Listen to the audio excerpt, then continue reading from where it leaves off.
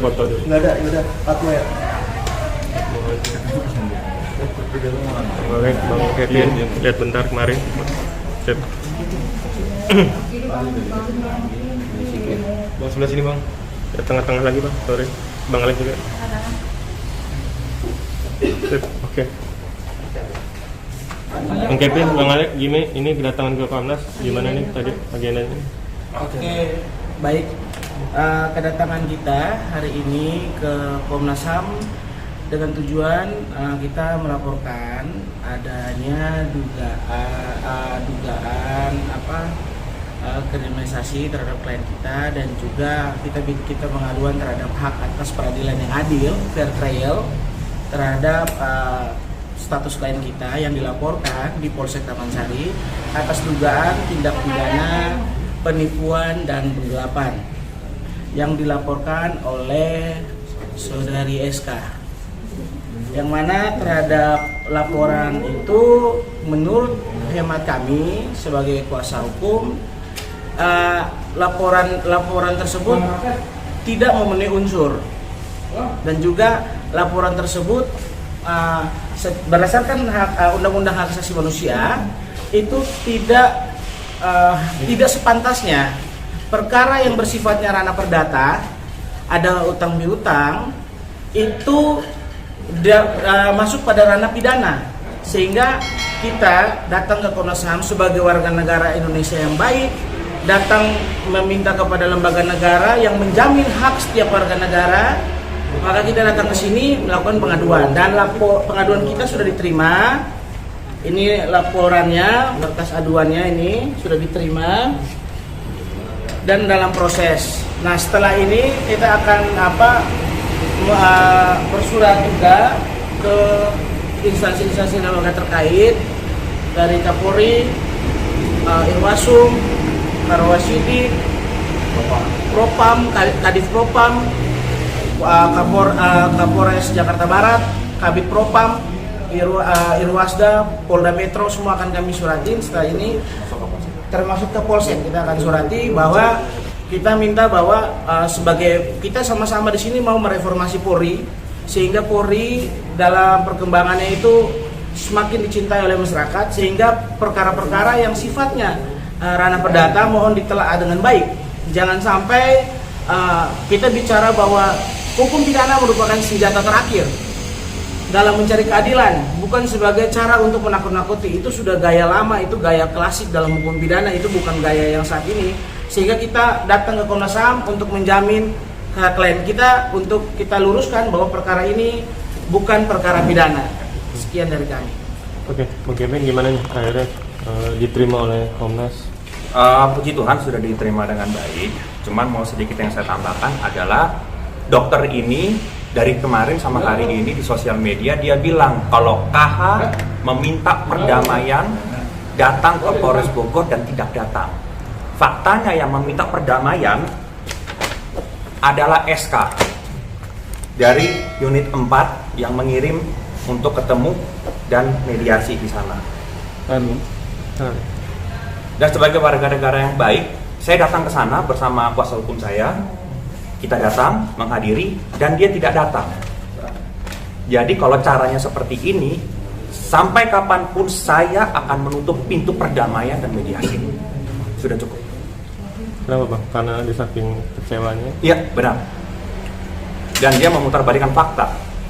Yang minta ketemu mediasi adalah dari unit 4, bukan saya. Ini buktinya. Datanya itu pertimbangan.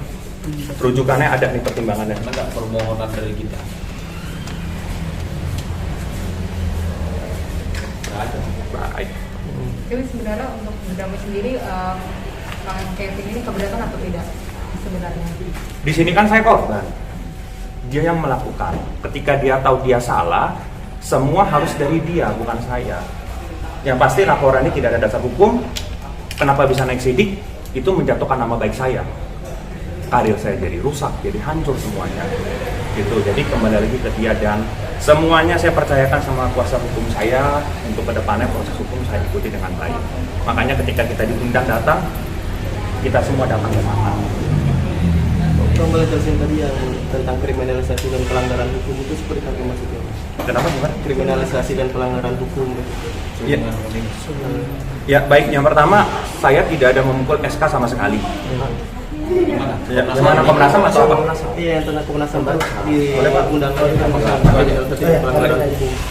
Sederhananya pengaduan ini adalah pengaduan terhadap perlindungan hak asasi manusia, dalam hal ini warga negara Indonesia, Pak Kevin sebagai klien kami, dalam laporannya saudari SK, sebutin aja LP biar jelas. Ada di sini. LP nomor LB garing B 054 garing 7 Romawi garing 2022 garing SPKT garing Polsek Metro Taman Sari garing Polres Metro Jakarta Barat garing Polda Metro Jaya tertanggal 1 Juli 2022 tentang perkara tindak pidana penipuan dan atau penggelapan yang dilaporkan oleh SK dan terlapornya adalah Pak Kevin. Sederhananya kasus ini dari dokumen yang diberikan kepada kami sebagai kuasa hukum Pak Kevin, ini masalah tagihan. Tagihan ini jelas perdata. Seperti tadi rekan saya bilang, Pak Aldo bilang, ini kenapa bisa masuk LP? Gitu loh. Ini yang kami minta perlindungan kepada Komnas HAM. Karena jelas di dalam Undang-Undang Hak Asasi Manusia secara tegas menyatakan, kurang lebih ya, saya nggak bisa duplikat kalimat, bahwa tidak ada satu orang pun di negara Indonesia ini yang bisa dipidana karena hutang piutang. Itu poinnya. Kenapa LP ini bisa datang, bisa terbentuk, ini tercatat ini LP di Polsek Taman Sari. Kalau memang ada tagihan ya silakan. Kalau memang ada tagihan, somasi dong. Somasinya pun tak ada. Ini yang kami pertanyakan, dan ini betul-betul murni kewenangan dari Komnas HAM untuk melihat ini. Karena jelas di dalam Undang-Undang Hak Asasi Manusia menyatakan tidak ada satu orang pun bisa dipidana karena hutang piutang. Kami bilang itu hutang piutang karena apa? Karena dia mau mengirimkan surat tagihan kurang lebih di tanggal 17 Juni melalui pesan WA ya Pak. Tapi tanggal tagihannya Tanggal tagihannya unik. Sudah lampau. Tanggal Maret, bulan-bulan Maret. Oktober 2021. Orang aja kalau berobat ke rumah sakit pakai BPJS saja, itu kalau nggak confirm dulu BPJS-nya, mohon maaf karena kata orang pun nggak boleh pulang ke rumah sakit loh. Iya. Ini bagaimana mungkin dari Maret dia melakukan katakanlah berdasarkan invoice mereka. Terakhir kali Maret, kemudian ditagih di bulan Juni. Jelas lagi ada chat yang menyatakan ditagihkan, sebelumnya gratis. Ditagihkan karena Bapak bikin LP 10 Juni mengenai dugaan penganiayaan tersebut. Itulah yang kami adukan ke Komnas HAM, singkatnya begitu. Ini masalah hutang piutang, kami mohon kepada Polsek Taman Sari agar ini diberhentikan sajalah, kasihan kita. Gitu. Pak, hari ini kan ada jadwal pengadilan, itu bakalan datang atau gimana Pak? Kemarin kan tidak ada. Yang mana ya? PN Jakbar. Wah, PN Jakbar itu kan bukan urusan dapur lawyer sama klien. Ya kalau datang atau tidak datang, sepanjang tidak melanggar HIR, sepanjang tidak melanggar HIR atau hukum acara perdata, tidak ada yang namanya pelanggaran. Dan ini sifatnya perdata. Bahkan Pak Kevin tidak datang pun atau tidak hadir pun ada konsekuensinya. Putusan first step. Dan panggilan itu kan maksimal 3 kali. Nah kalau Pak Kevin mau hadir di panggilan kedua boleh, mau hadir di panggilan ketiga boleh. Bukan berarti itu melakukan pelanggaran hukum, bukan.